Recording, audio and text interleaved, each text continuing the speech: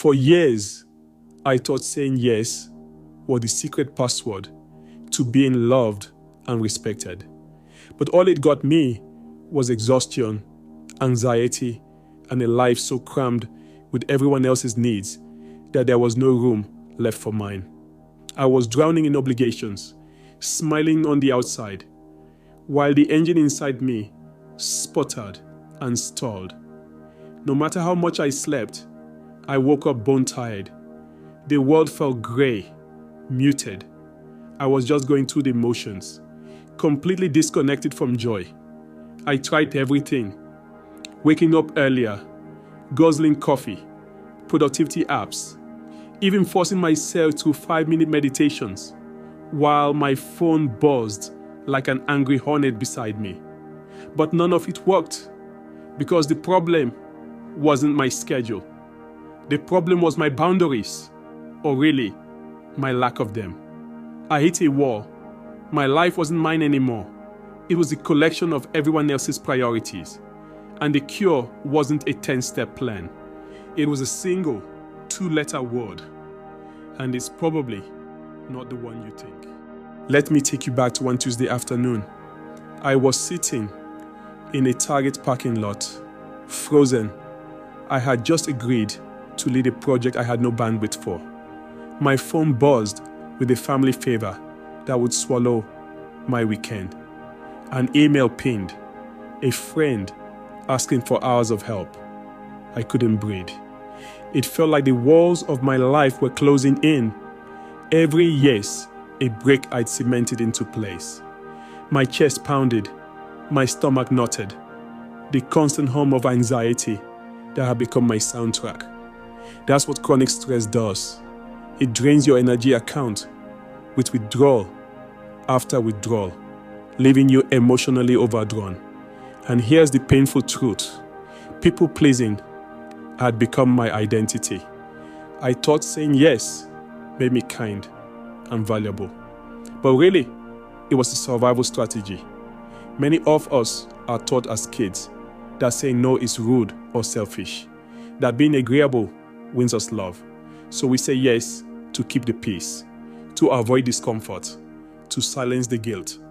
But that isn't kindness, it's fear, and it's a fast-track recipe for burnout. That night, after plastering on a smile at dinner and tucking the kids into bed, I closed myself in the closet and slid down to the floor. The tears came quietly, not dramatic, just the exhausted sobs of someone who'd lost themselves. And in that silence, one thought surfaced. This wasn't about time management. It was about energy management, about permission. And then the word appeared. So simple, so obvious I almost laughed. The word was no. Not the cold, angry no that slams the door, but what I now call a sacred number.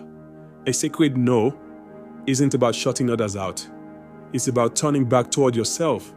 It's about saying yes to your well-being, your peace, your authenticity. I realized something powerful. The people who react the worst to your boundaries are usually the ones who benefited most from you not having any. My number wasn't a weapon. It was a shield. The key that unlocked the prison door I had built with yes after yes. Understanding this is one thing. Practicing it is another.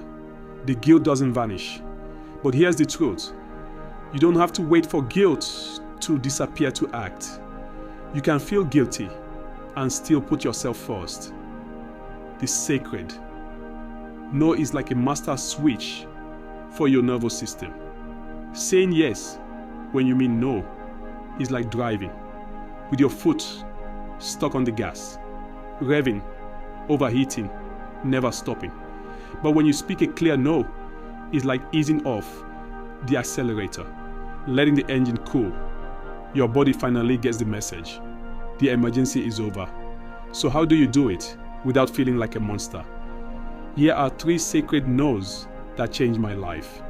The pause and decide no. When someone asks for your time, don't default to yes. Say, Let me check and get back to you.